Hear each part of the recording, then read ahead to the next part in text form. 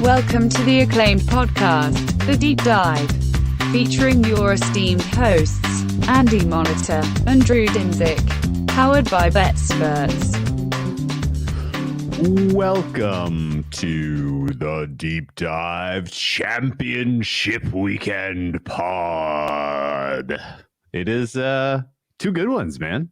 There's some fun stuff to talk about. The markets have been entertaining to watch, even if you aren't getting involved, even if you aren't, trying to capture a middle on zero in the Chiefs game. It's been a funny week. I made a move on that today, and I want your opinion on if I did the right thing or not. Well, Andy, in years past, how fun would it have been to have a 5 dimes open teaser, put the Bengals in at 2.5 on Sunday, and then put the Chiefs in at 2.5 on Tuesday? That would have been fun. And then you could have had an 8.5 either way in the same game. That looks like it's going to be competitive. Definitely between the two games, I have very distinct opinions of how I think the distribution of the two games plays out. I have a very tough time believing either of the NFC teams has much of a chance if they're at a deficit. Meanwhile, I will be happy to get involved with either of these two AFC teams if they are down in the game, particularly Bengals, seeing as how I have a Chiefs position. But it's going to be two funny games. I mean, are you going to agree with me? Do you think the distribution between Bengals and Chiefs is a little narrower, and there's sort of some potential for blowout either way in Eagles-Niners? Yeah, I mean, if the Niners just continue with the luck of the Irish, I guess, and we see some road bumps in the Eagles. If Jalen Hurts has a bad day, it could go real poorly for the Eagles. Like that's the teaser leg I worry about more. And really going into it, I would have thought it'd been the other way around off the bat, but for sure. And also, like, if the Brock Purdy luck runs out and we see the Eagles offense again, and we've said this throughout the playoffs, but mostly concerning the Giants when they played the Vikes, if they if they understand the assignment and realize, like, Jalen Hurts is going to look like an MVP, absolutely 100% against the secondary. All we have to do is protect him a little bit, draw up some plans where he is, he's very light on the pressures, doesn't get sacked more than once, and he should have 300 yards. And even in a game that might get out of hand early, he should still get to like 250. Like, I do think there's a decent bowl case for the Eagles passing game just getting all over it. And if we see a clunker from Sirianni, which we really haven't outside of there was a couple close games in the middle of the season, but if we see a clunker from Sirianni and it just all of a sudden the Niners are running, and Purdy is continuing to do the thing where he puts some sort of wacky spin on the ball where if you play defense, it just bounces off your hands. For sure, the Niners. But I did. I told you that. I told you that in the chat too. I said I did finally bet the Eagles. Oh, yeah. I said matchup wise, and I guess we'll start with that one. I said matchup wise, the Eagles, like we just said, they should be able to pass in the secondary. We saw it. Dak just made a couple of mistakes. When Dak wasn't making horrific mistakes, guys were open and guys were getting yards after the catch. Guys were making uncontested catches. This is a secondary you should be beat. And the same can be said about the Eagles in the run game, especially with the run scheme, the front, this offensive line for the Niners, and what they like to do.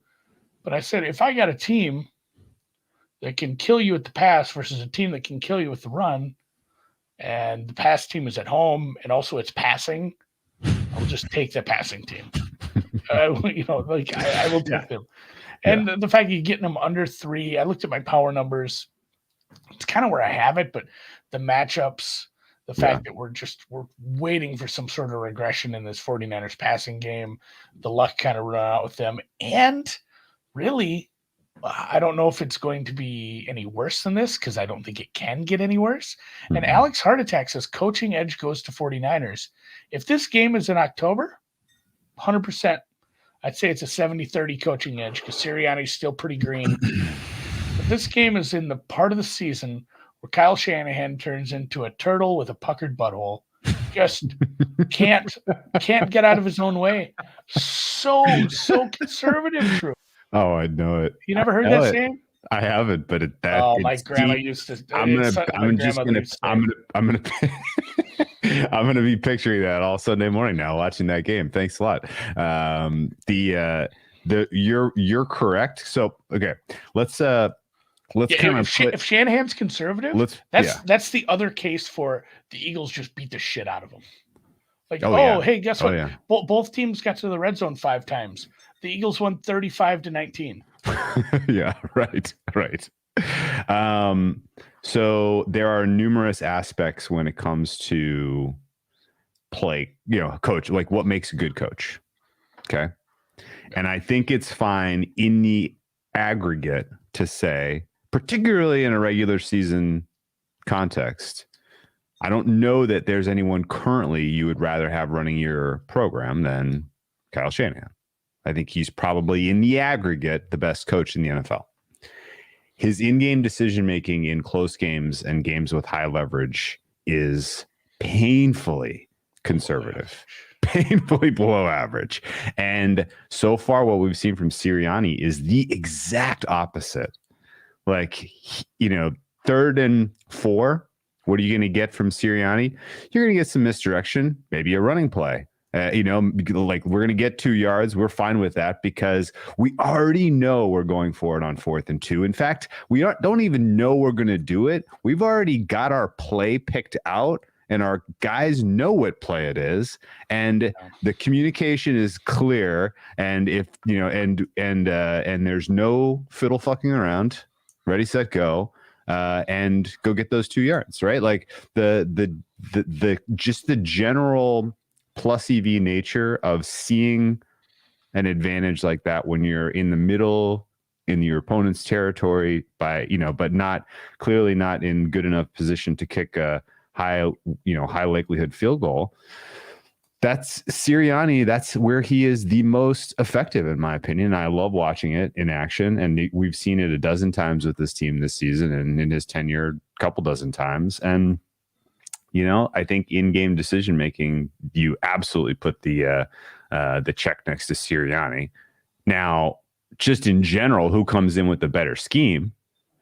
It's definitely going to be Shanahan. And I think it's fair to criticize the Eagles, both offensive and defense, from a scheme standpoint, that it's not especially nuanced. It's not especially unique. Right? Every single game is not tailored to to particularly wreck your opponent. It's sort of, this is what we do well. We'll give you multiple looks from different formations. In fact, they're the most dominant, 12 personnel team that we've seen in years. And, that if that's working and what you're good at and you do it, but have multiples within your formation, then that's also effective, surely. But they're definitely not going to surprise us with anything, I don't think. No, but right? I will say I was impressed it was a first-time head coach in the playoffs last week. And, we do got to put the caveat in that the Eagles played a much worse team than the Niners did. Like, if you just go power rankings, you go whatever you want to do, the Eagles played a team that was 3 or 4 points worse than the Cowboys. The Niners and Eagles are similarly priced in the markets right now, but they had an easier task, but they absolutely put together the perfect game plan of, hey, we're not going to make Jalen Hurts do too much because we pretty much think we can keep drives alive constantly on the ground and just make this happen. Yeah. I mean, it just felt like, hey, you came out, you learned your lessons from anything that happened over the season or last year. You came out and granted they had 2 weeks to do it. You didn't know who you were playing because the Minnesota Giants game was always going to be coin flip-ish, but they put the game plan together, executed it, and just trucked. Now, again, this is a much tougher test again, playing against the Niners team, but there's clearly like a path where, we should be able to pass in this team. We have a strong enough offensive line to neutralize one of their strengths in the pass rush. We have a smart enough quarterback who's pretty good for a younger quarterback at decision making, deciding when to pull the ball down and run, when to escape the pocket, when to just throw the ball away. Like I haven't seen him make I'm trying to think of the quarterback who does like Wentz. I guess let's just throw Wentz under the bus. It's been a while for that. Escapability. The guy who makes the absolute wrong decision because he panics. Okay. Yeah. I mean, just like the backup play, like, the backup came in and he got a little pressure and he just threw the ball straight up in the air and hoped nothing bad would happen. That's hyperbole, but Wentz, that's a good example. But Hurts is he doesn't seem to be, I don't know, flustered as much. It's been a while, so Purdy did love doing that shit in college. There was a clip of him doing it against Kansas State or something. Somebody in purple. That was circulated today. That was absolutely hilarious. It was outstanding. Okay, this is true realistic, too. And reasonable. Last year versus the Bucs, that's a definite coaching mismatch last year. He was.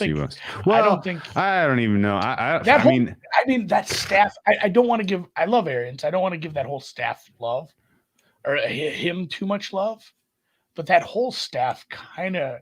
And I'm going to put Tom Brady in the category of staff at that point. Like that was kind of a well-oiled machine as much as it could have been. Sure.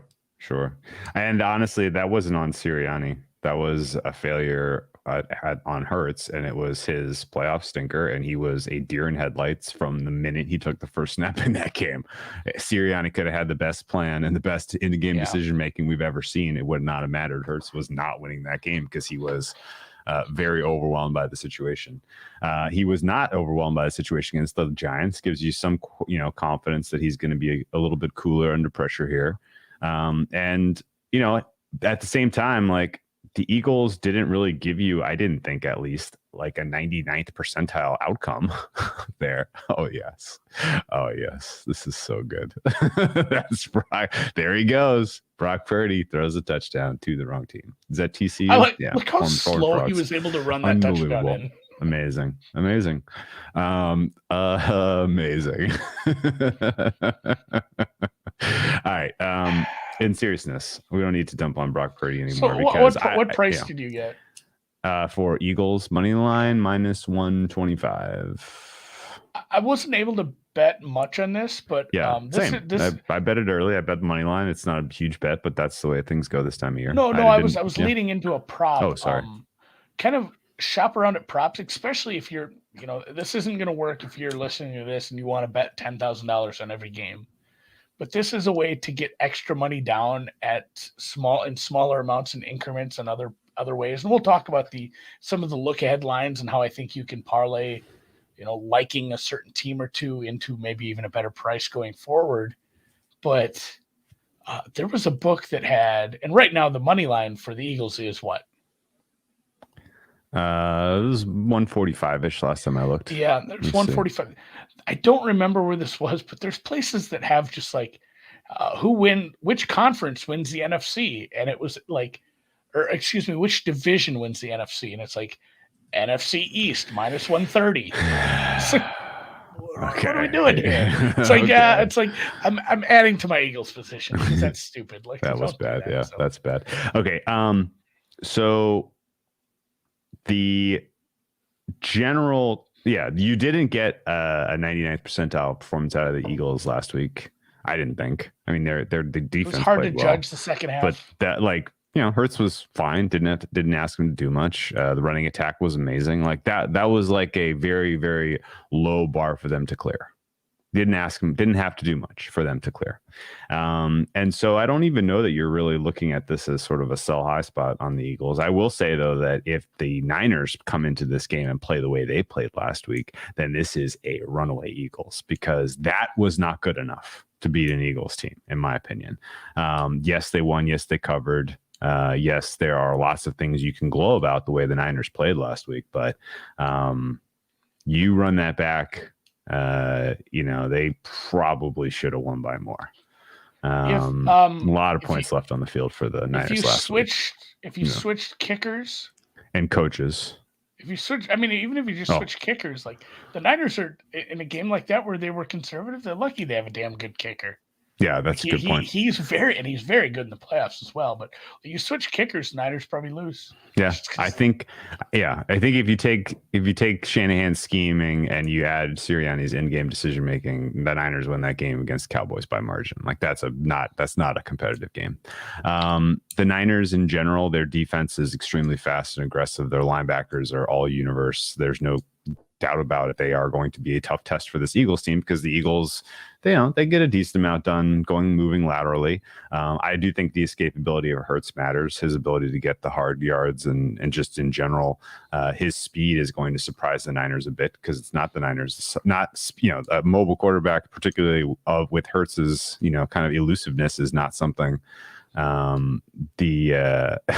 not. I know we did too, Daniel. Yeah. No, we really thought so. But I mean, I did it in the futures market. I bet on everybody else who's not going to win. So I kind of try to get it with the super long shot prices. And for you listening in the podcast world, Daniel in the chat says, I waited all years for you guys to fade the Eagles. I feel like if you're longtime listeners, you guys heard us probably say that several times throughout the season.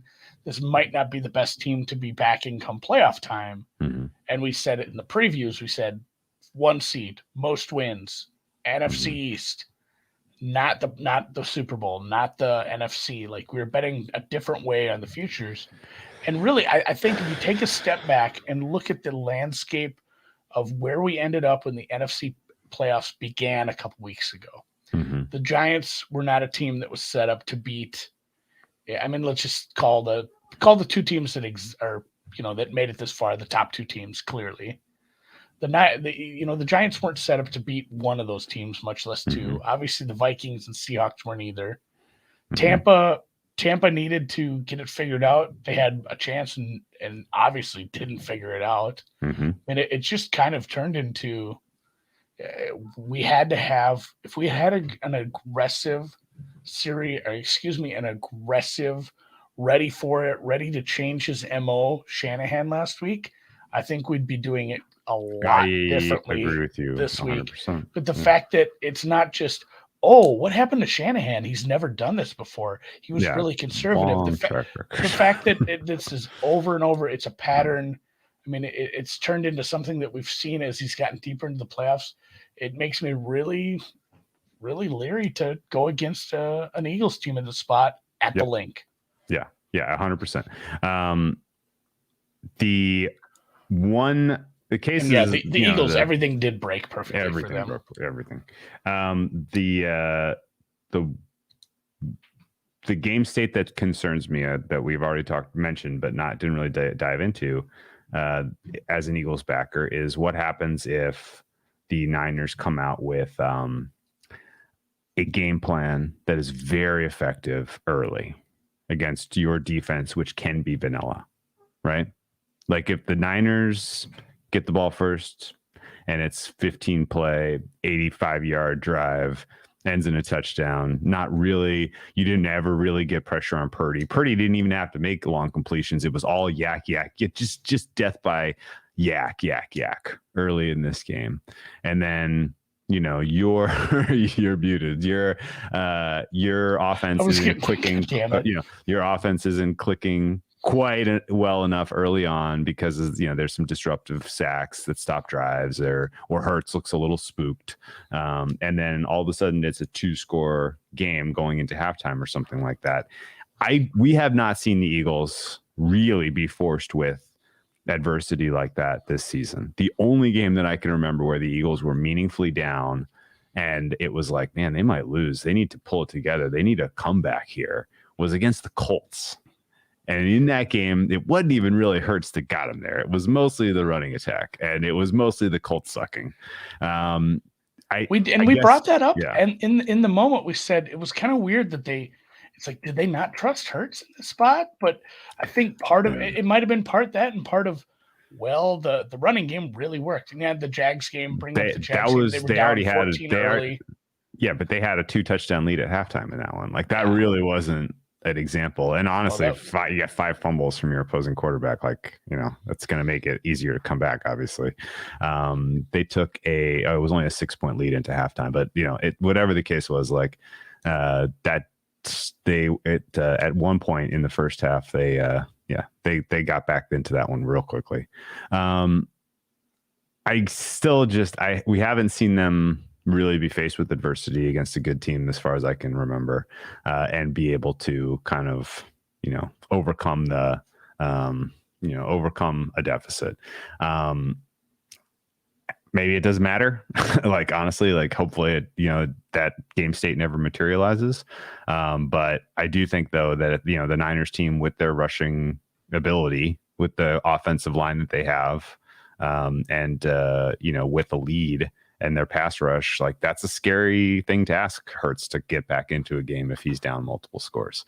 The opposite is absolutely true, though. If the Eagles have a 2-score lead in this game, I'm gonna find some house chores to do. I'm gonna go get some lawn work done, get some sunshine, go touch some grass. Realistically, like, I am dreaming of an opportunity where the Eagles get to flex some of their depth at the D line, where the Eagles get to kind of let their offensive line go out and do their jobs and just run, eat clock in the second half of this game, and put this thing on ice and just have the feed off the crowd. Everything positive in the game state where they're up in a second half will just be a dream to be holding an Eagles ticket. So I hopefully that's the way it goes. If this is a game that's decided, like, who team with the ball last, and truly, like, success at the end of the game, and somebody coming out with a clutch performance, I would lean towards Hurts over Purdy. I don't mind that.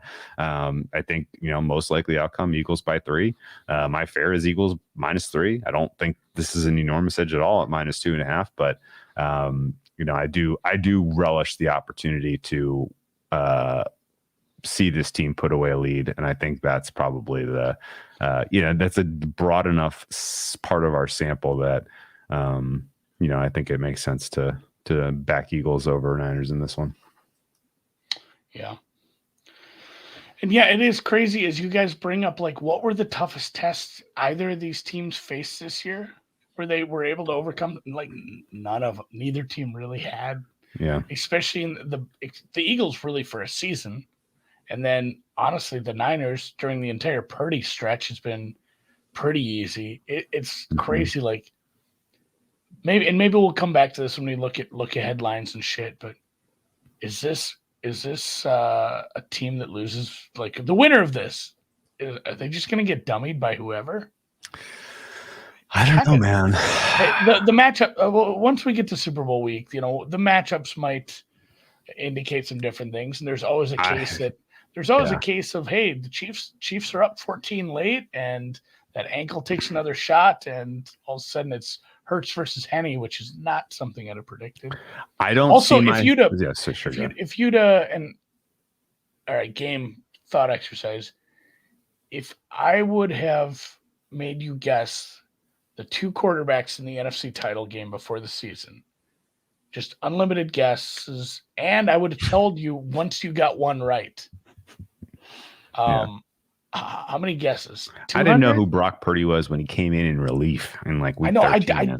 I don't think if I said no access to depth charts, I don't think you'd have got it. No, I couldn't have told you he got drafted. 0% chance. Which brings the point of, like, looking ahead a little bit. I can talk myself into an Eagles at the right price against either of the AFC teams, surely. Yeah. Especially the Bengals. I can talk myself into that for sure. I don't know that I'm ever going to close the gap between what I think about Brock Purdy and what the market thinks about him. Even if he is fucking amazing this week. If he throws 4 touchdowns, 0 interceptions, and is the singular reason that the Niners beat the Eagles on the road, I am still going to be like, well, let's see you do it in the big game, buddy. Because it's just the prior is too strong. It's too strong. Oh, and I mean, Edward Robbs brings up here, Andy, you didn't think the Raiders backup quarterback pick? No, I'm saying, like, the Raiders, that's not a good team, though. I'm saying that the Niners haven't played a lot of great teams this year, and had like some crazy signature wins for sure, and more so during the Purdy era, like the stretch to the Purdy. And yeah, I mean, you're right. That's what we said right off the bat. And I'm repeating some of the stuff from the beginning. We said the secondary can be picked apart. Go look at, and granted, you have an absolute stud wide receiver one with the Raiders, but if Jared Stidham can do that to you, I would think you could take Smith and Brown and anybody and do something. And Jalen Hurts is much better than anybody. Mm-hmm. And Kevin Owens says nobody's addressing the elephant in the room is the Eagles D-line is bad versus run. I did bring that up at the beginning. I said, I think the Niners will be able to get it done on the ground. I think the Eagles will be able to get it done through the air. I definitely lean and give the advantage to a team that's going to be passing successfully, the team that's going to be at home, and the team with a quarterback who's looked pretty good, all things considered, compared to where we ended last year. Yeah, and yeah, I mean, it'll be the health of the health of. Here Lackman brings it up. They're still not good, but Jordan Davis and Linval both being back healthy does make a difference. If Linval gets a bunch of snaps, Jordan Davis, like it could be better if we see more Linval and he's healthy and ready to go.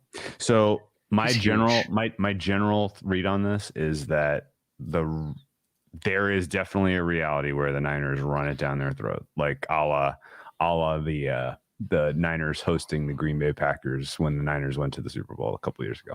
Like that's definitely possible because their scheme, when their rushing scheme is outstanding, and they haven't even really had to use it very much. So it might catch the Eagles by surprise a little bit, sure.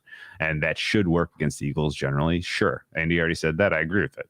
I do though think I'm more concerned about the Niners getting chunk plays via yak and yakking the Eagles to death, because the Eagles are a little too aggressive, a little too fired up, a little too, inclined to bring extra pressure from certain places. Because the Eagles defense and the defense coordinator spooked me a little bit. That's probably the one part of the coaching staff that I'm like, yeah, I will. And I know some people talked about it. I'm not interested in Eagle alts. Okay. I'm very much of the mind that this game ends up between 4 and 6 an awful lot, where the Eagles win. They do have to stop a final drive or something and secure a win, a 3-point win, a 4-point win, something like that.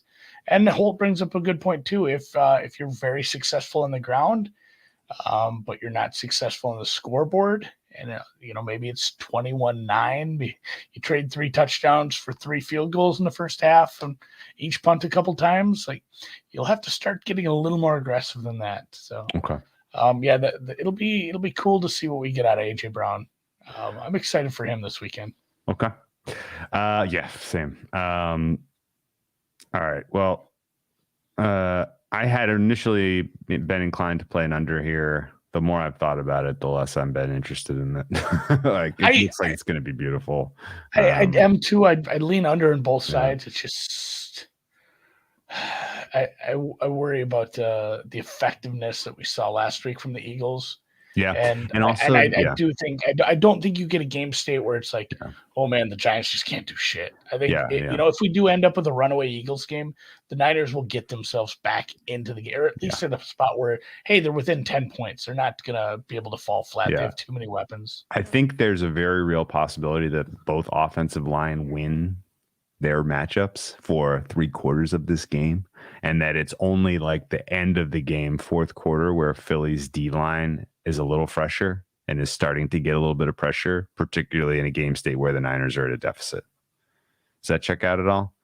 Like I'm thinking like an exaggerated version of like what happened in the Super Bowl against the Patriots with the Eagles. You know what I mean? Here we go. Sam Lipscomb, smart cookie. I think both come out with good scripts. Pretty decent. So here, I think first half over, second half under, depending if we end up with a nice, a medium, maybe a 7 to 10 point Eagles lead at half.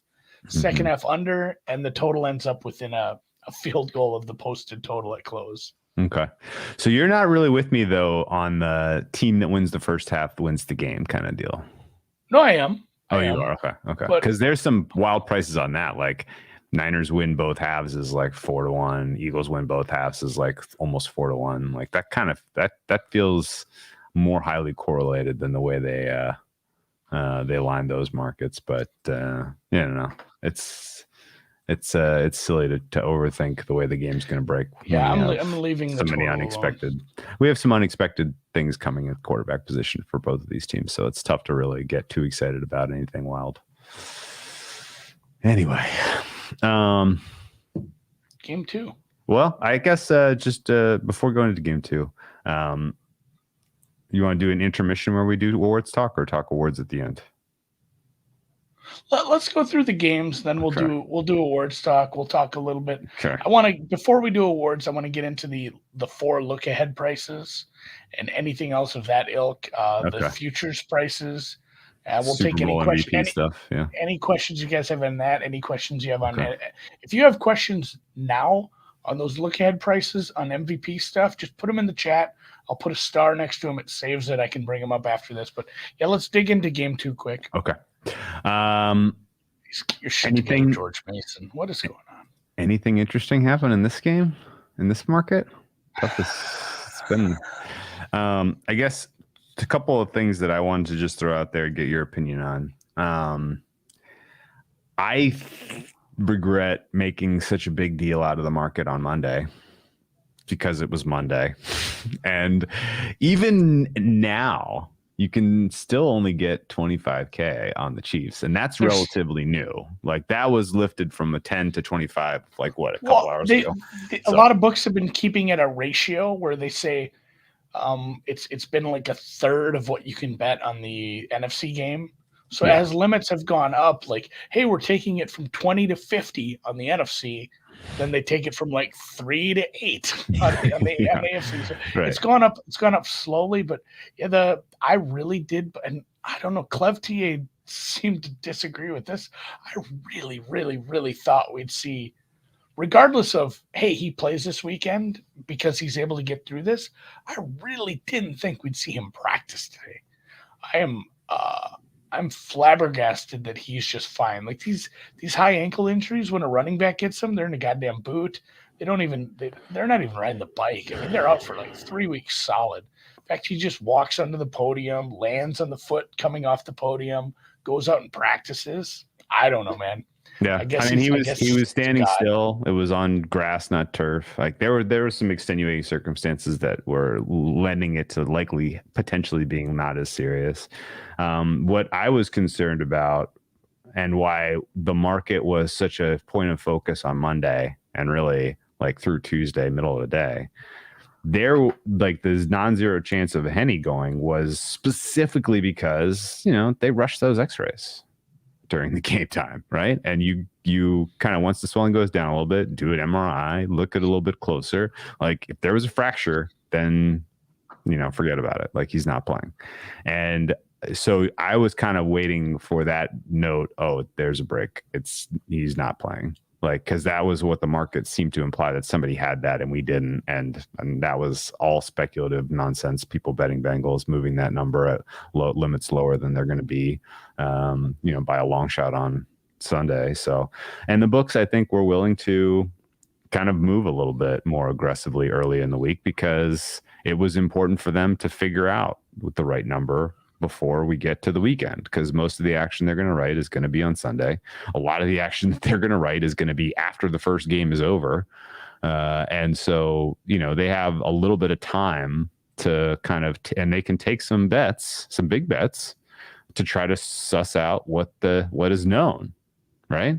And so I think that was more of what was going on. And some groups, some people being speculative about trying to get ahead of a catastrophic news that would have pushed it across 3 for the Bengals, and that never came. So, and that was me. I placed a Bengals. I think I got Bengals pick, and I didn't put a lot on it, but I bet it. And I remember thinking this morning, and just the fact that Rass released the Chiefs, the fact that we got some information from somebody who's pretty well informed last night.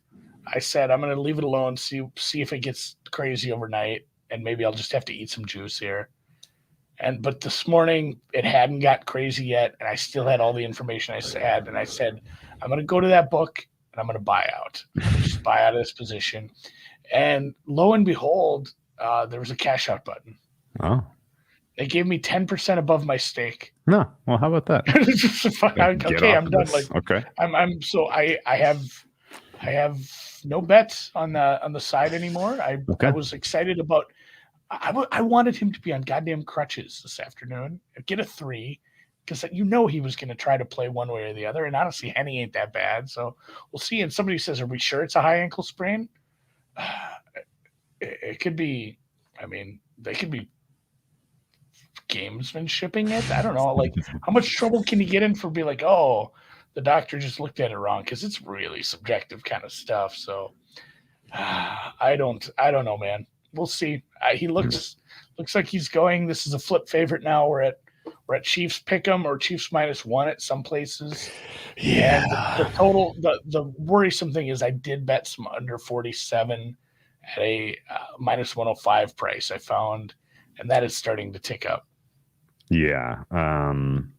The weather still does not look great, although precipitation continues. Precipitation going down and wind is going down. So that's why your overbetters are more than happy to get involved. I guess the general thesis that I also had about this game was I'm not as worried about Mahomes' mobility, because the way he's operating at quarterback right now has had even less emphasis on him scrambling this season than in any of the last 4 seasons that I can remember. Like, there was the year that they made the Super Bowl when they didn't have an O-line was all about Mahomes kind of getting those cheap yards once every defense had cleared out and was, 20 yards down the field trying to make sure Tyreek Hill didn't beat him over the top. Then Mahomes had all these running lanes where he could just scamper for 20. It did third and didn't matter. He was going to get it. Like, it was a huge part of their success in the playoffs. And I figured they just this year during the regular season that they just kind of put it in a bottle, save it for the high leverage games. We didn't really see it in the high leverage games. And we definitely didn't see it last week, largely because of the ankle injury, I guess. But I think he can operate from the quarterback position quite well without that element in his game. And a ton of that comes down to credit goes to the amazing offensive line that the Chiefs trot out there. Like, those guys can pass pro like absolute badasses, and they're starting to get better at run blocking as well. Certainly feels like at long last the Isaiah Pacheco experience is starting to mean something. He was very effective last week on the ground, going up against a defense that looked a little gassed. And I could see realistically, that there is a game state here where the Chiefs literally just say, let's get it down the ground, guys. Let's do it. Yeah. The Bengals sell out to stop the pass. They drop everyone in coverage. Everyone. Like, the plan A first half here for the Chiefs should be to just run the ball. Seriously. And I can't believe I'm saying that, because you have Pat Mahomes taking snaps. I want to see him throw every freaking down. But with this matchup, what has worked, what hasn't worked against the Bengals. Biggest threat we saw from them was the Ravens, who weren't trying to throw. That was pretty clearly just hey, let's run. And it worked because the Bengals are in a better position. Their defense is stronger, has a more leverage, better advantage when the game state turns into pass, must pass. So I think realistically, let your big boys go block. You're paying them a lot of money. Go, let them go block, and give your running backs a healthy dose of reps here. And if you have some passing you want to kind of mix into the repertoire on 3rd and 2, on 3rd and 3, throw it to Kelsey. I was going to say, out of the backfield.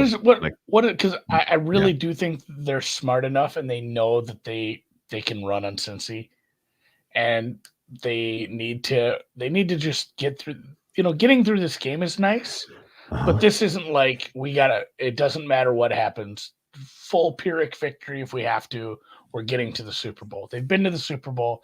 They've won a Super Bowl. They know they got to get there with Mahomes in as best shape as possible. So handing off more does make sense, which is still, if the weather turns back a little bit my way and we get that sort of game script, I think I can still sneak an under in here. I still like it. But and what's your over under, Drew, on how many different players get a carry for the Chiefs because it was like 8. I mean, and granted they had 2 quarterbacks play, but it was like 8 last week. Like Gray got a carry, Sky Moore got one. I guarantee Tony gets something, and then Pacheco and McKinnon.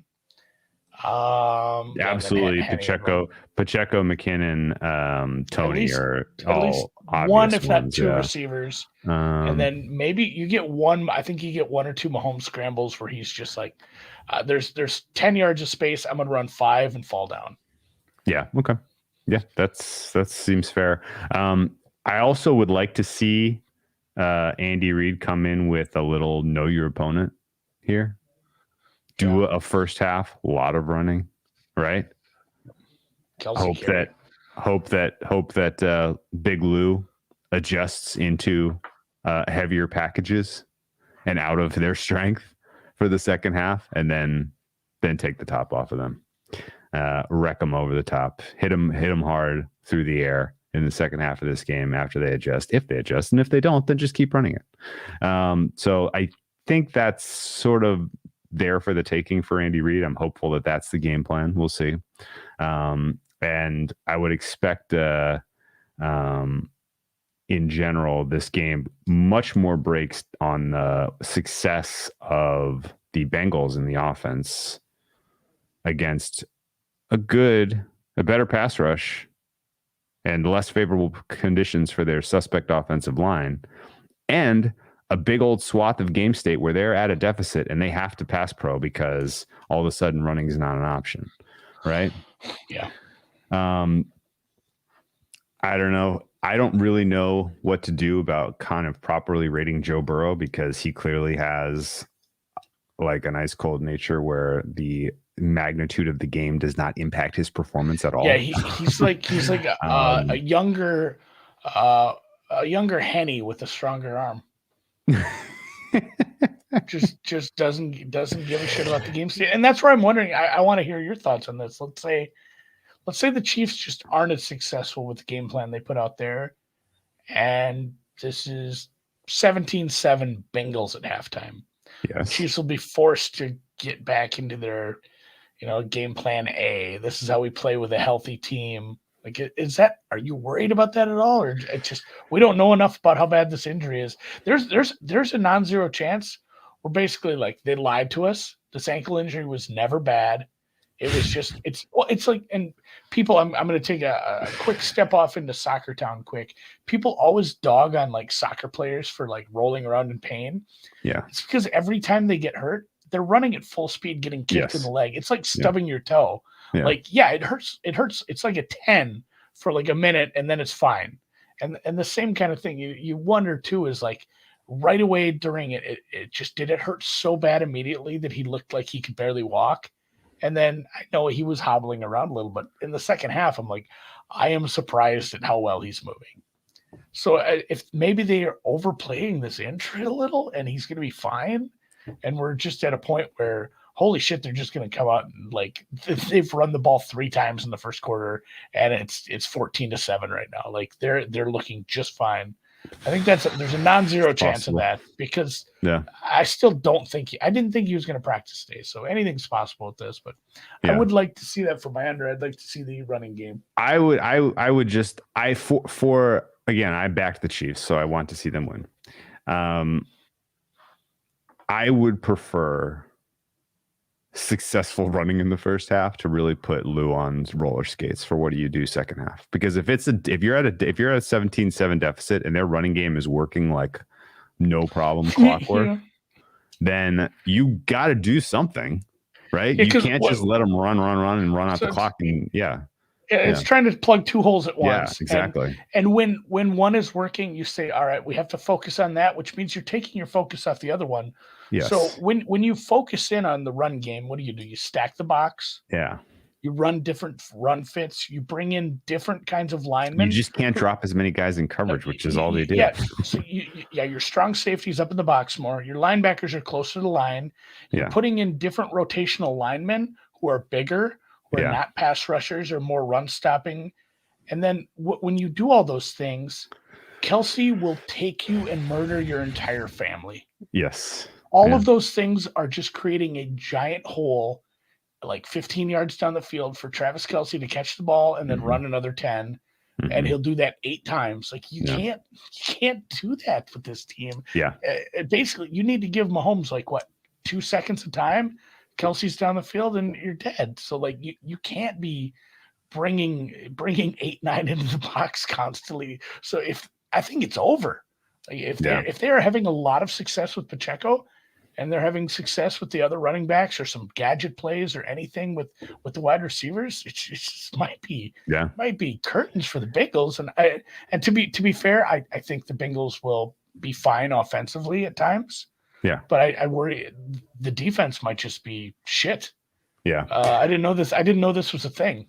So 2 things really quickly here. You're not ever really going to be able to match up with the Chiefs offense, in my opinion. Like there's not It's really hard. a way to solve them. And honestly, the more ways that the league tries to figure it out, the more kind of options you make the Chiefs learn other ways they can beat you, and you're sharpening them even more, kind of, right? Like you're giving them more, tools in their toolbox to F you.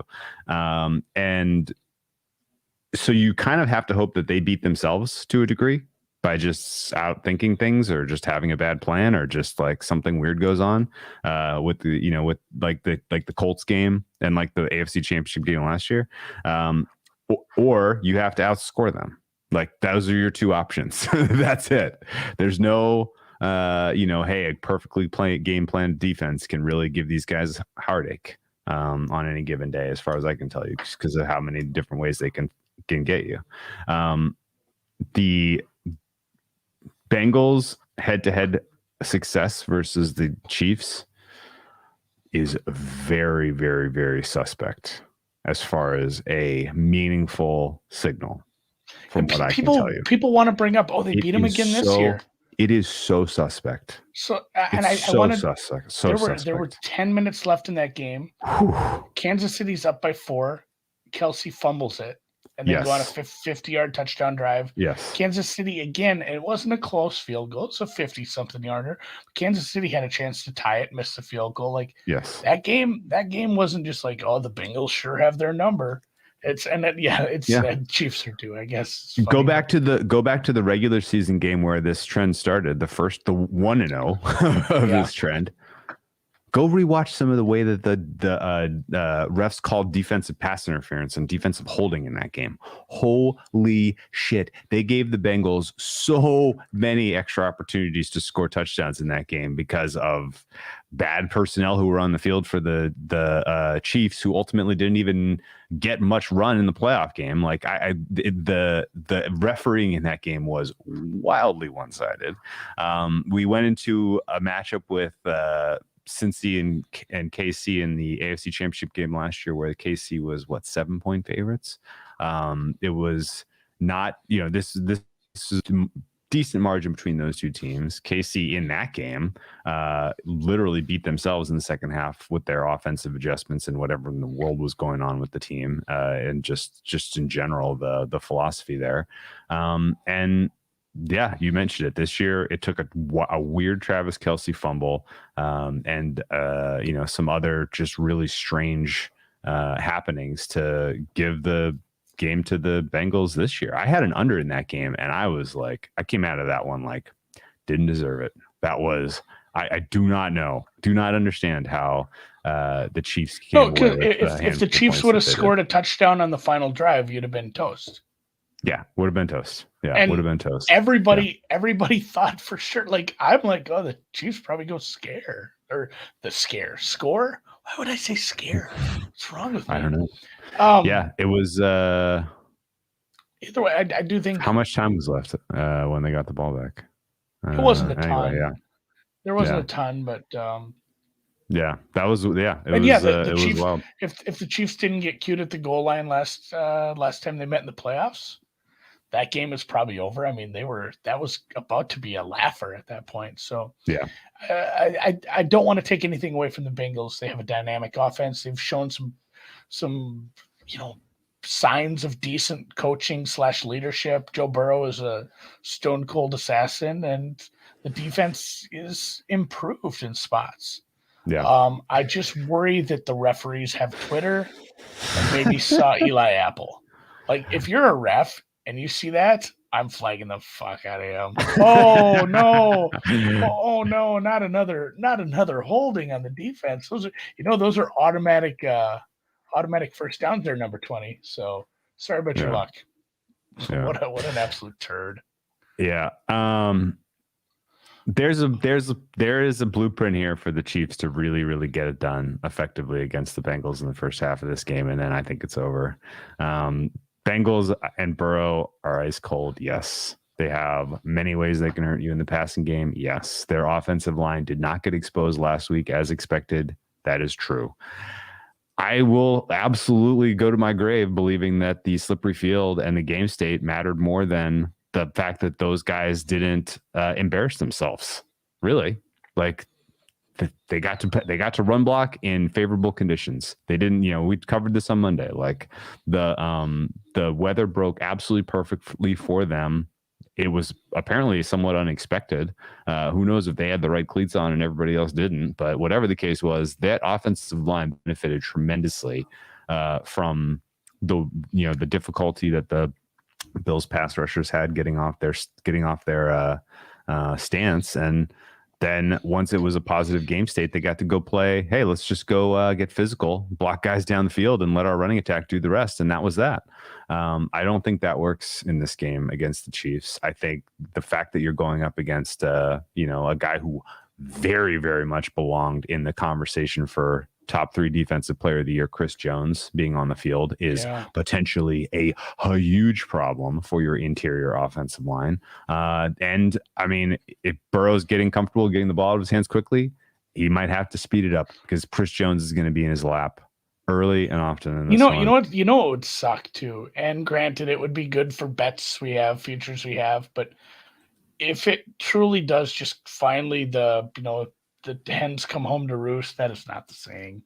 Chickens come home to roost on this offensive line issue, and Jones has a big day. The rest of the pass rush, just like Burrow gets dumped like 8 times or something, and the game is not competitive because that finally rears its ugly head. And in the other game, Hurts just trucks. There's a chance we have 2 bad games. That's why. That's why we have to bet it. That's why we have to. And I do worry. I won't have the dog teaser in this one. I have a lot of situations where I think the favorite, depending on which point you entered a teaser on this game, because it's bounced to both sides.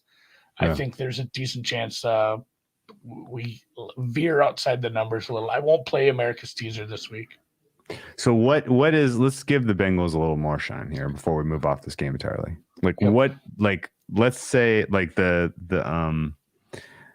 what is stopping them from running it back the way they did against the Bills last week?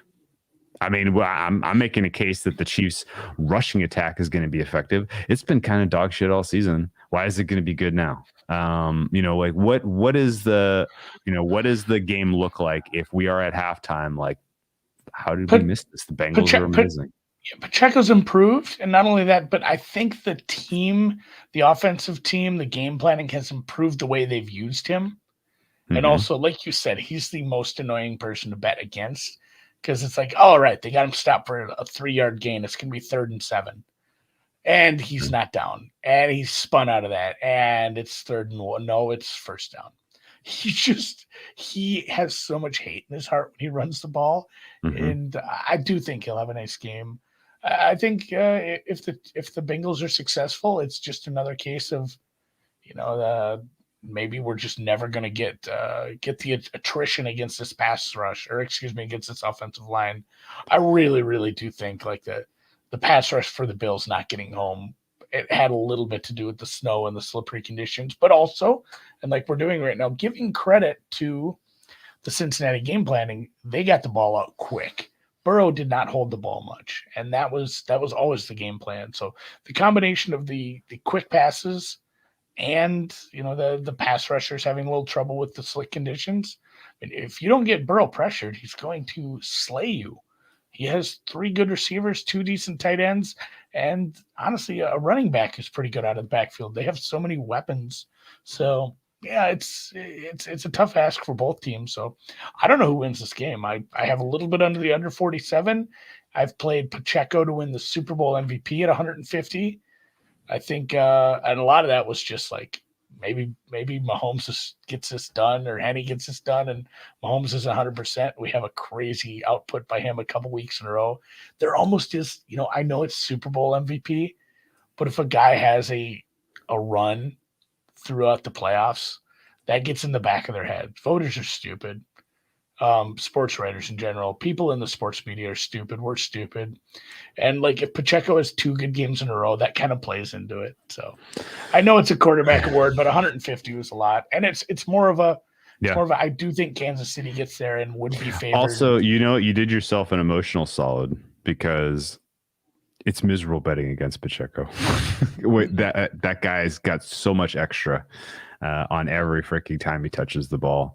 If you are cheering for him, it is a very different experience than if you are rooting against him. I can tell you that with 100% sincerity. So, yes, you get to cheer for something that would otherwise make you miserable. Dan has a question. Do y'all know, because Dan's from the South. He lives in Connecticut, though. It's very not South anymore. Do y'all know who the last running back to win Super Bowl was? It Terrell Davis? It was Terrell Davis, yeah. Yeah, 1999, 99 Super Bowl, right? 98? There was 98 Super Bowl in 1999. Was that the one where he had like a migraine and the Terrell Davis tough as nails, that guy? I think that might have been the next one. But whatever the case was, he deserved it. He had like 200 yards and 3 touchdowns in that game. Yeah, that was a very it's very hard. There was a strong contingent of, I can't even think of the running back's name, when Kansas City did come back and win the Super Bowl. They wanted to give it to Mike. Did I say Mike Davis? It's not Mike Davis. No. I know who you're talking about there. Williams. Darren Williams. Yeah, Williams had he scored late. He scored the game winner, I think. He had a really nice game. I had live bet Mahomes MVP, and I was like, Damian Williams? Oh, yeah. I'm like, if they give this to Damian Williams, I would. Oh, yes. Because I sat there looking. There was the price for KC money line was like 25 cents shorter of Mahomes MVP. And I said, I'm going to outsmart the books here. I was going to be so pissed if that didn't happen. Damian Williams he did have a very good game. 104 yards, touchdown on the ground, touchdown through the air. 29 yards receiving. He scored the last 2 touchdowns. I don't know. Randy. It was, like I said, it was better than KC money line at that point, and I took it. Yeah, and that might be the only MVP award, Super Bowl MVP award I've ever won a bet on. Yeah, until Pacheco cashes. I will play some more. I like to have it's not like first round leader, first touchdown. I'll have a few bets on that. I'll add some obviously after these games once we get to know it, but usually it's more of a. It's like having a $1 horse in a race, and you're playing against them. Except you have 2 $1 horses, and they're both quarterbacks. So it's tough playing against the quarterbacks.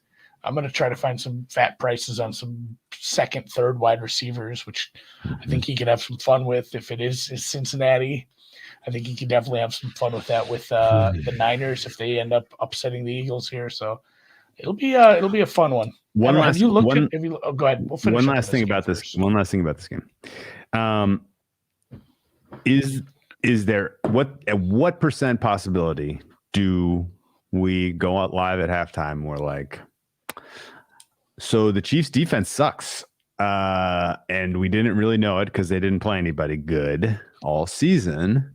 How do they stop the bleeding here? And does a game state where the Bengals are gashing the Chiefs early in this one, does that seem likely to you at all? And if that happens, is the halftime show talking ourselves into betting the Chiefs, doubling down on the Chiefs at some sort of price, along with everyone in the universe who's probably bet them live already? I think if the Chiefs are down at half, the total will be higher than it should be, and we'll still take an over. Yeah. Okay. Because if their defense stinks, the Bengals know damn well, what's your halftime speech if you're up and you're Cincinnati? You're saying we cannot be the ninth goddamn team in the playoffs to get a lead on these Chiefs and give it up. Like, we can't be that team.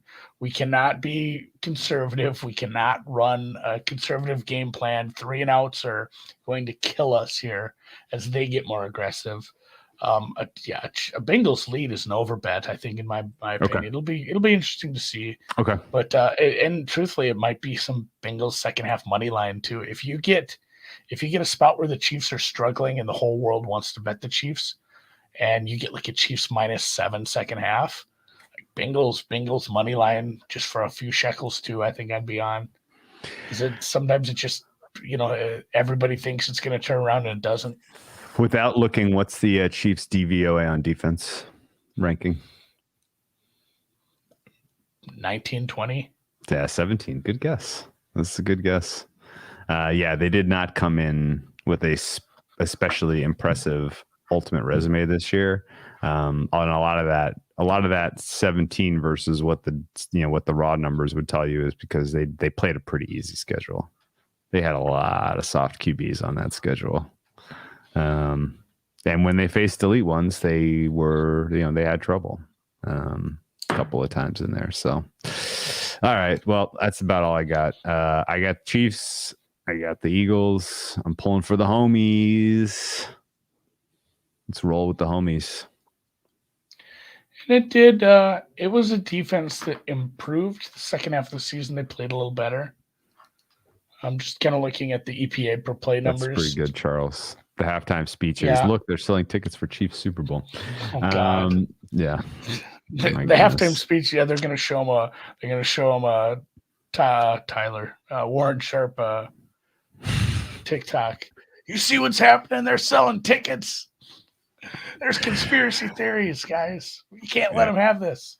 Yep. Not an inch. I started some comments real quick. Sure. One of these we'll get to a little bit later. The teaser talk. How do you feel about the teasers? I kind of already gave my opinion. I'm a little out on them this week. I know that the math checks out, but I've struggled with teasing up rather than teasing down a few spots here, and I do think there's a likelihood that the Eagles win by margin. As much as I'd like to take, Niners plus 8.5 is a pretty big number, guys. Yeah, I'd love 2 good games. One of them is going to be a blowout, probably. That's just probably how it's going to go. I would not discourage anybody. It's a plus EV bet. They're both totals are under 50. You can get both in a Wong zone, definitely. Like Mickey Hill's asking thoughts about a Wong for sure. Yeah, well, that's the thing. The Wong for both was to get Cincy and KC, in a Wong together. That would have been, again, going back to the days of 5 dimes. I don't know. Anyone offer an open teaser anymore? I haven't seen them in forever. Open parlays a lot, but open teasers aren't a thing, really. Yeah, that's a shame. Randy Mitchell wants to get into some news and notes.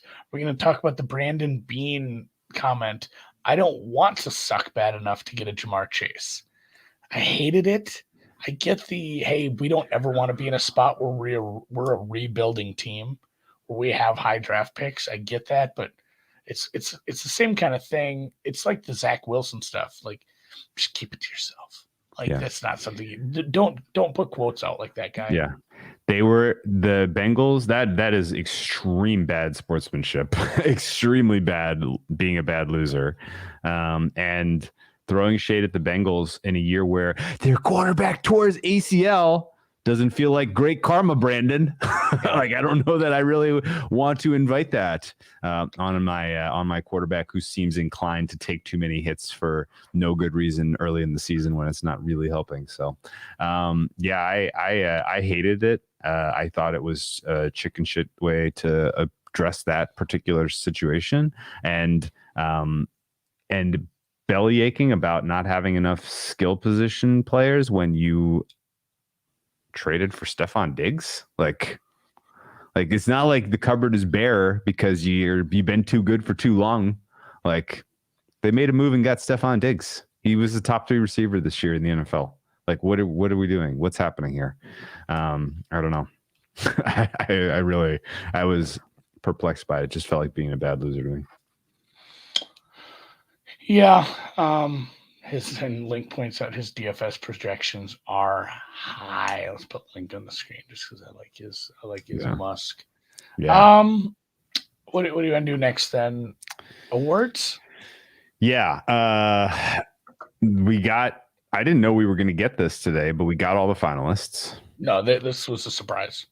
There weren't a lot of, weird too, because on the day after we get our Academy Award nominations, they go right back to the well and they're like, here's the finalists for every NFL award.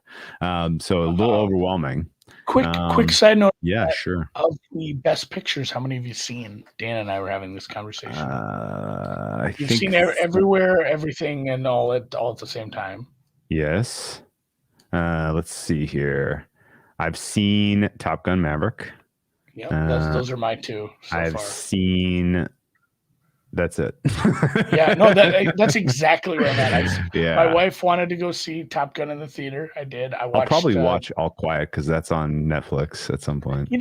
My teacher made me read it in like 8th grade. I know it's what not happens. Very good. Spoiler. Yeah. You know what I watched? I watched when I was pretty effed up one Saturday night. I watched the beginning of Elvis. To see, that viral clip of he's white. He's white. I thought, like, is that real, or was that like somehow edited and I watched the beginning until I saw it and I was like, my fucking God, what an embarrassment. Yeah, and then I had to turn it off because Elvis was unwatchable. Anyway. So I'm not going to count Elvis. I'm going to get super high and watch Everything Everywhere All at Once one more time because I missed part of it. And then Banshee. I've heard bad things about Banshee of Inisherin. If you want to see Colin Farrell doing something fun, go watch The Gentleman. I'm staying up super late to watch Aussie Open. I'm already too tired. I can't put myself to sleep watching the Banshees of Inisherin. And Avatar, it was laughable that got nominated as far as I've heard from people talking about that. It's like, all right, you guys spent a lot of money, we'll put you in here. We have room for 10. Triangle of Sadness sounds fake. Women Talking sounds fake. The Fablemans looks boring. And Tar, I'm not a Kate Blanchett fan, so I'm going to skip Tar. Anyway. We didn't know this was coming. A lot of them, a lot of them checked out. So, a lot of them were just like, all right, the 3 finalists for Comeback Player of the Year, Geno, Saquon, Christian McCaffrey, no shit. Like, that makes sense. The MVPs, Mahomes, Burrow, Hurts, Josh Allen, and then Justin Jefferson. That absolutely checks out. The Offensive Player of the Year pretty much checks out. Jefferson and Reek, Jalen and Patrick. Like, that 100% checks out. And even... you mentioned Chris Jones. He is a finalist. I don't think he has a chance to win, but I think that it's kind of like getting on the stage, I guess, for Heisman. Micah Parsons, Nick Bosa, and Chris Jones. That one's probably right. And then 5 coaches. No, they narrowed it down, Andy. That? Yes.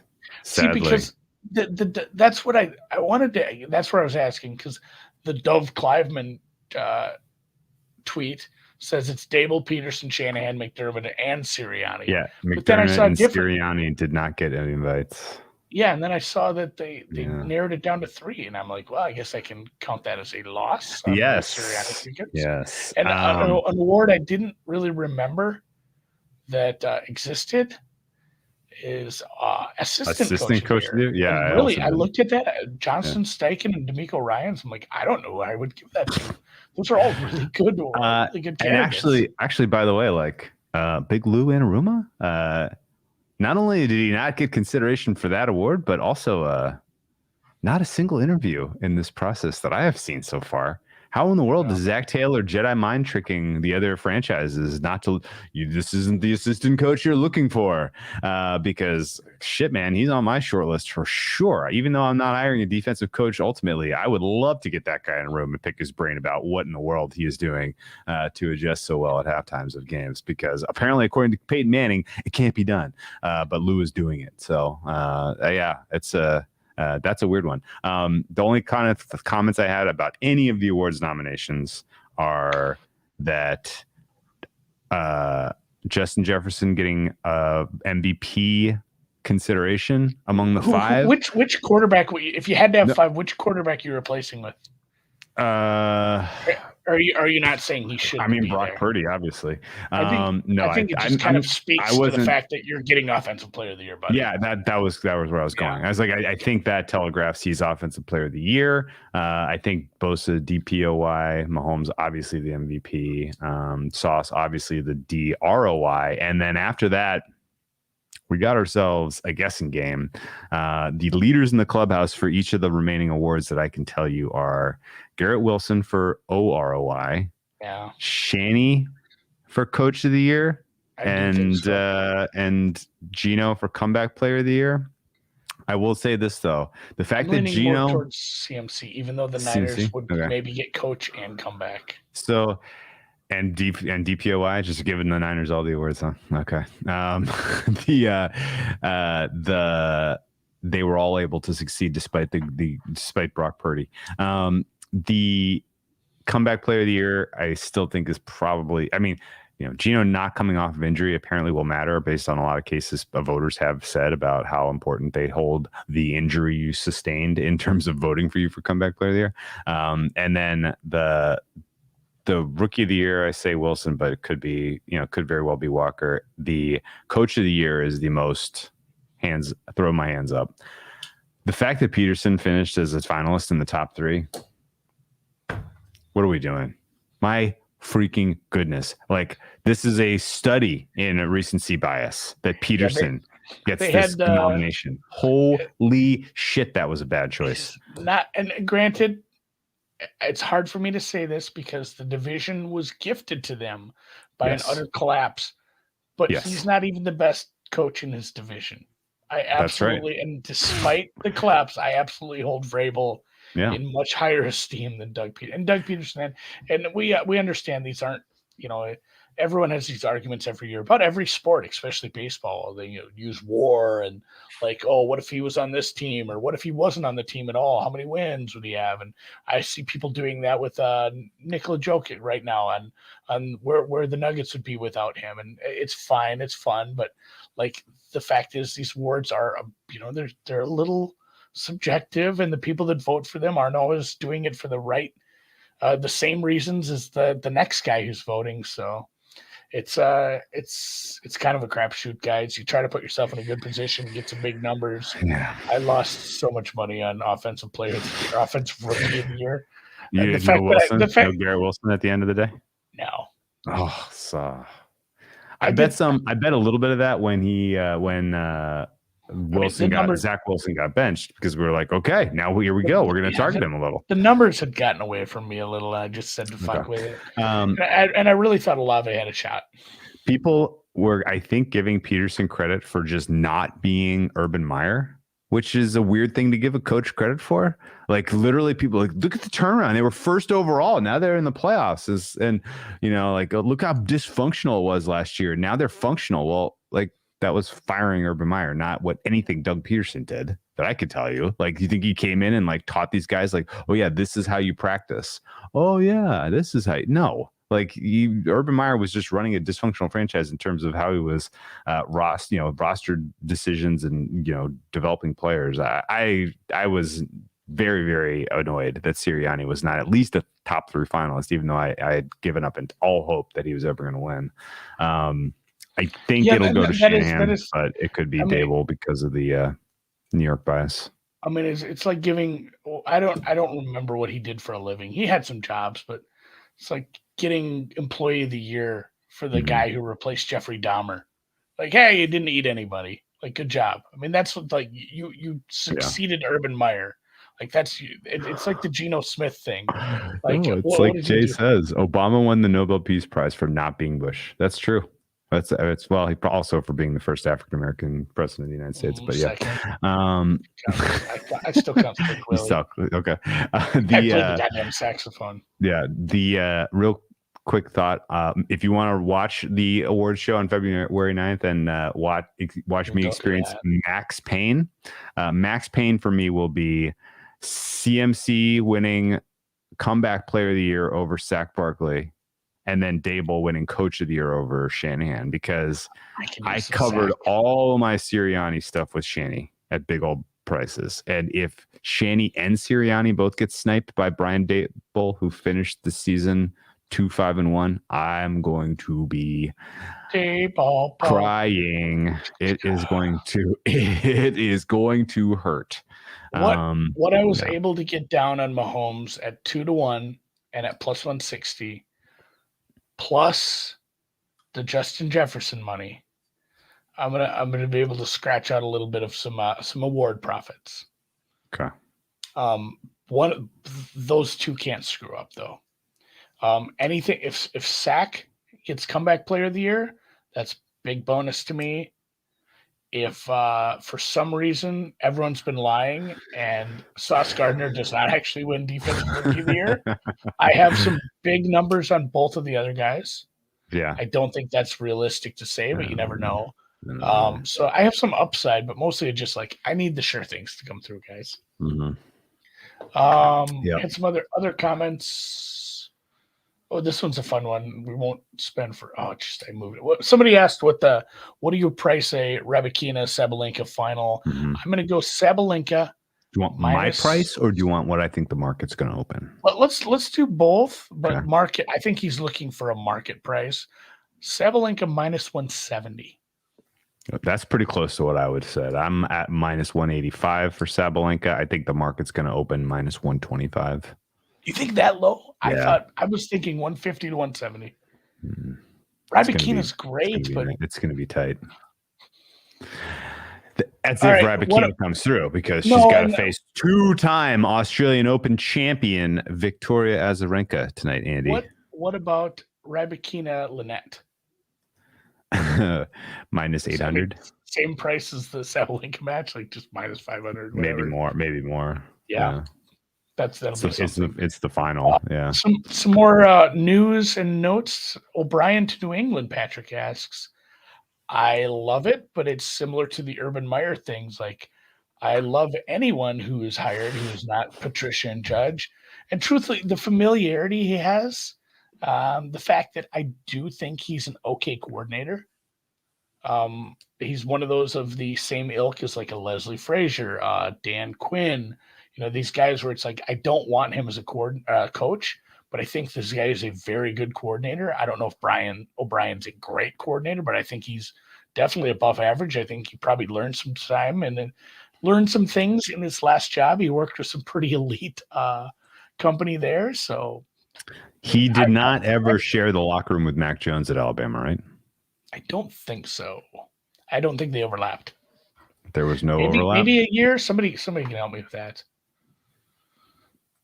Maybe there was a year overlap. I'm not sure. Dan says he did not. Dan watches a lot of college football. So either way. Sark was Mac's coordinator. Sark left for Texas and Bill O'Brien took over after Mac got drafted. Okay. So, still though, like I don't think they gave Bill O'Brien like carte blanche about how to, what the concepts they wanted to run in that Alabama offense were. So he probably has a sense of what Mac Jones's background is in terms of place he's comfortable with from and also, knowing the Alabama playbook. So that's probably the best hire they realistically could have come up with. Probably. What's the game plan in Alabama? Have the 5-star snap it to the 5-star and then go through his progression of 5 stars or hand off to the 5-star? You know what? I know it's not easy. You're playing tough teams. There's one problem about bringing in Bill O'Brien. It's creepy butt chin.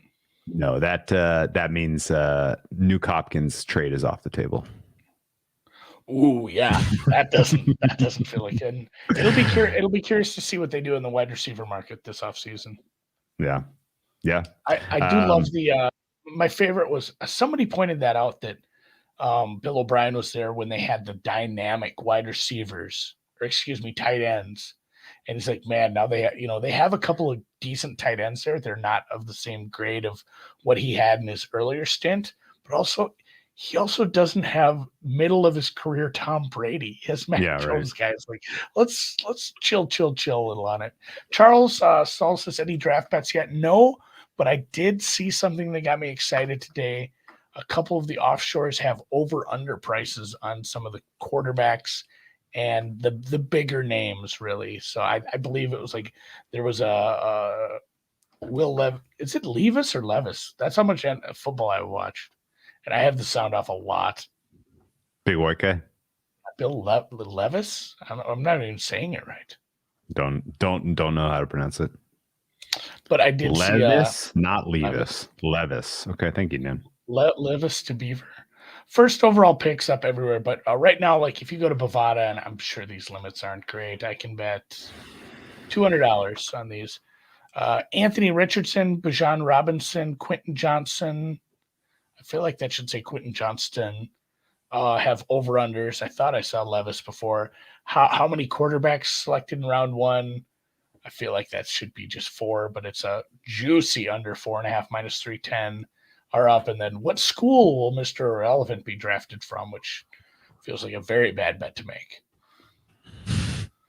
I mean, Iowa State quarterbacks apparently do well. So Iowa State. Seneca Wallace got a kid. The general strategy that you should take into draft betting this time of season, if you see props pop, is look for markets that are overwhelmingly tilted in favor of some expected known outcome that is only based on a handful of poorly informed mocks. Does that make sense? Yeah. So if there was a huge favorite, if there was chalk in the wide receiver market and it happened to correspond with the handful of mocks that are out there and the top wide receiver in every mock, I would be trying to fade that with a reckless abandon because the idea that which first wide receiver out of these guys is going first, I take exception with. Not at this point. We will eventually, I think. Yes. Yes, that's the thing too. Holt, good point. Sauce was a huge price for first corner for a long time, and one of my biggest hits that wasn't Kenneth Walker or Drake London involved was Stingley. Was it Stingley third? Was that the exact price? Is that what we had? Stingley third, 25-1 is what I remember. Stingley third. I hit that all the way down, and that came through a bunch. Like that was. You're going to have that stuff every year if you just pay attention and make sure you're keeping track of who has what. Horn first defensive player the year before was even better. Oh no, Stingley third was a huge price, and I got a big bet on that. Stingley was big. Pretty silly at sometimes. Drake London under 10.5, under 11.5, eighth exactly. Do you even remember who was chalk in the third overall market? Who are they supposed to take? Oh, it was it was just Sauce first cornerback was happening. But who are the Texans? Who are the Texans Stingley supposed to take though? Oh no, for sure. But because Sauce was always was always linked to the Jets 4, but I feel like it was somebody else that was linked to the Texans third, right? Was it like Evan Neal or Icky or somebody? So they had a lot of needs. And I think that there was starting to be this sense that Hutchinson was going to be available there. Yeah. I thought there was some steam around Hutchinson maybe going third. And if Thibodeau goes second. Thibodeau or Icky going second if the Lions want another offensive lineman. Or it got weird.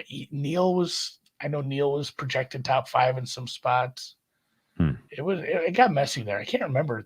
It was Houston, so they needed everything. But I think it was like Icky and Neal were getting a lot of steam towards him. Yeah, man. Draft betting. Yeah, it's. I've already started research. It's a lot of fun. I'm gonna try to go. If anybody lives in Indianapolis and has a hide-a-bed, I might go to the combine. I don't know. Ooh, there you go. It's funny, like I need to get out of town because the weather sucks. So I'm going to Indy. Yeah, I heard they have great shrimp cocktail in Indianapolis. Hit the beach in Indy, guys. Well, hopefully the Hilton has a pool. An indoor Anything pool. else? Quick thoughts on look ahead prices. I know Yeah. our friend Plus EV Analytics had asked about that, and it varies so much to book. Hmm. And again, I think some of that is just the limits aren't super high on that stuff, and they don't give a shit because anything you write on a look ahead price at like I don't know, let's say $1,000 max, that's going to be a drop inside of a drop in the bucket come what you're going to write in the Super Bowl. Like you just have to be sort of close. Like basically all they're doing is trying to entice a little action there. Is just kind of be close, take some action that you get to hold for 3 weeks and whatever. I don't think those numbers are super indicative of anything. No.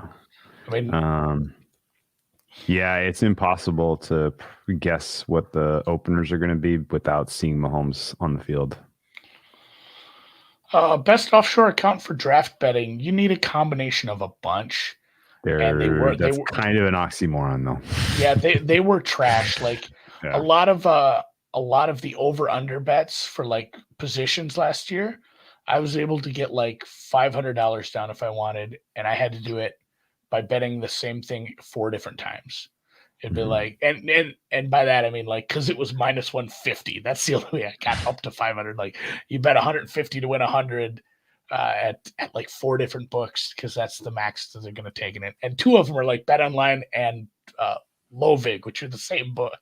It's just I don't think Nitro is somewhere I'd be putting any money right now. There's been a lot of horror stories. If you have local books, Paperheads, you're going to find a lot there.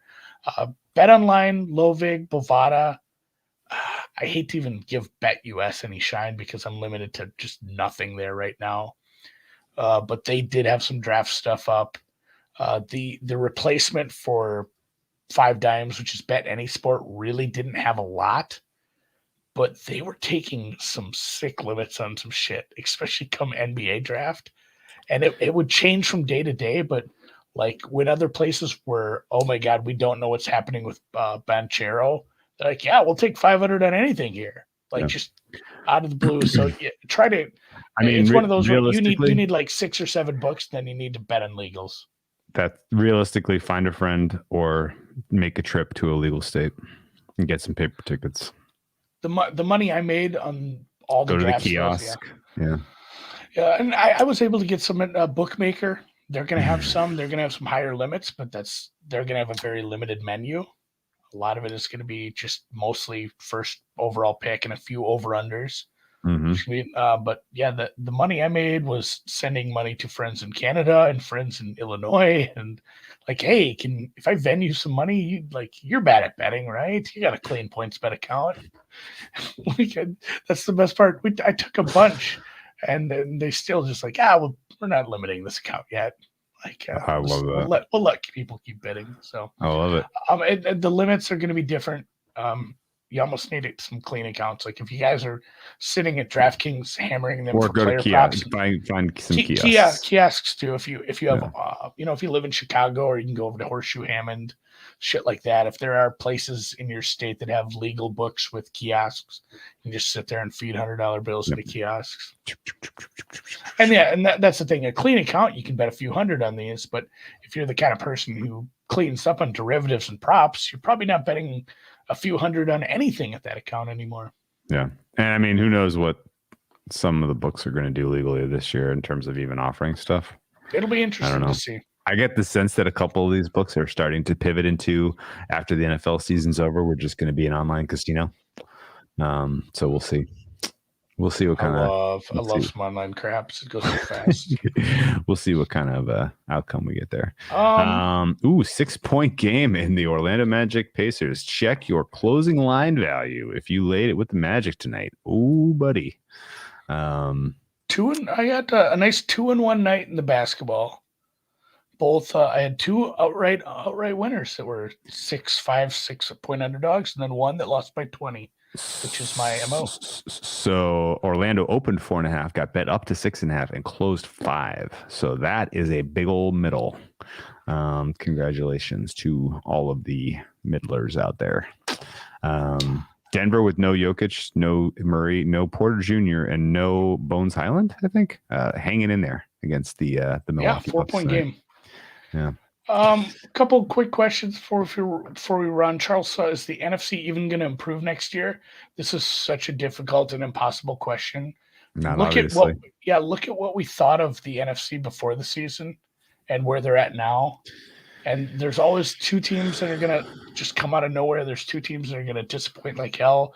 There's going to be a team like the Vikings who overperforms their Pythag by 3 games or more. There's always going to be some goofy stuff. Well, so it's very hard to see. The fundamentals of his questions is probably not, because if Aaron Rodgers is not a Packer, they're going to send him to the AFC. If Tom Brady is not going to be a Buck, he might go to the AFC. And Matt Stafford's talking back off an elbow. He might not be right. I know we're talking about some 40-somethings where I think if you end up seeing like Lamar in the NFC, I'd trade a Lamar. Like if you lose Brady and you lose Aaron Rodgers, I'd trade those two right now for Lamar. And I think that's about even Stevens. I know I'm just kind of throwing some shade at some absolute legends, but it kind of depends on some of these teams. If the Lions fill in a bunch, if the Bears, if people are wrong about Justin Fields and he takes a step forward, if the Vikings can succeed and fill in some pieces on defense. I mean, honestly, like you can probably just chalk in Purdy Hurts for the next couple of NFC championships. Use this NFC championship as a learning experience about how these teams match up, because you're going to need to know it for next year and the year after, and maybe even the year after that. We'll see. Lamar coming somewhere in the NFC. The Seahawks are actually in a good, if they want to just do the thing where they stick with Geno and get some help around him, especially on the other side of the ball, Seahawks are going to be a wild card team who actually probably belongs next year. The Giants have everybody's a free agent, but they have $1 million to spend. It'll be interesting to see where basically the entire NFC East goes, because a couple of those teams could be good teams depending on the decisions they make. So I think the NFC has a case to have a really strong middle class, but it's certainly not going to be the AFC. Yeah. All right. And Philly has 2 first-round picks in this draft. How the fuck, guys? Oh my gosh. Wow. One final kind of notes, bookkeeping. We are coming up on the end of the NFL season. People may wonder what is in store for the deep dive once the Super Bowl is a wrap. We're going to just pivot right into gambling on other stuff and doing some interviews. We'll try to get some subject matter experts, some people with some domain knowledge, not just in sports betting, but in specific sports that are, have interesting things going on that we can talk about, that we're going to be betting on. And of course, if you are in the Deep Dive Discord, we will make a specific effort to try to hear from you in terms of what specific industry folks you want us to hear, to try to reach out to. The evergreen stuff is so much, we hear it all the time that you guys love it. We love doing it. Yeah, sure. It's so much more, and it's not that we don't love breaking down the NFL every week, but it's a grind, and it's repetitive, and it's hard, and you're wrong a lot, and that hurts. And sometimes we have to come in here and talk about how bad we lost money last week. Whereas the evergreen series, it's just a really fun, refreshing way to talk on. So you know what? On this YouTube video right now, if you leave some comments underneath here, I'm always pushing for that because YouTube loves that. It really does help us out. If you think of something, just leave a comment. We'll get a little notification. If there's something you want us to talk about in the off season, a specific guest you want us to get, a specific event you think we could, cover a little bit and get some action down on. Obviously, we're going to be draft heavy. Like every other episode is going to be draft stuff, and we'll have some draft guests. We'll try to dig a little deeper into the actual college. The people that look into how the scouting world, I guess. Yeah. Kind of the evaluation side of that, rather than just because we're not betting the draft based on, hey, we think this guy's good and he should go higher. That'd be a terrible way to bet the draft. We're betting the Yeah. draft on information. Like that's, but it is curious to understand what teams think of certain players through some of the scouting information people we have, because it gives you a little bit of a look into, hey, this team loves this player, and now we see why. Yeah. 2 sources now say Saturday is the guy in Indy. And you can't bet a goddamn nickel on it. Good God. I know. It's just that's going to be a funny moment on Twitter when that breaks, I guess. So I'll look forward to that. Jeff Saturday. But yeah, leave some comments down here on this video. Hit us in the goodness. Discord. Hit us on Twitter. Anything works. We'll try to do that. It might be a lighter schedule as we try to enjoy the off season, spend a little more time in the hammock or with families and cats. But Yeah, for sure. We're going to enjoy the off season with you guys. Start thinking about guests though that you want us to reach out to. We will do our best to really kind of get interesting people on. We always do. We'll push the envelope. I will be betting Japan in the World Baseball Classic, Patrick. Oh, just Japan. A goddamn truck. What kind of price? Said down to -110. Okay, I like That's it. not true. That's not true. Don't bet at that low of a price. Is the dual threat from Anaheim playing? Everybody's playing, buddy. I have no idea. Oh, other baseball. I'm looking up prices. You know who I'm talking about, right? Show Ohtani? Show high. Now nothing works. That's good. Futures. I'm just trying to pull up baseball. He's from futures. Iwate, Japan. I assume he was. They probably reached out to him. All right, the World Baseball Classic. The U.S. is favored. Japan is 3-1. I probably could find a better price than that. I like All it. right. I'm going. Speaking of going home and spend some time with my family, I'm going to go home and spend some time with my family, guys. See ya.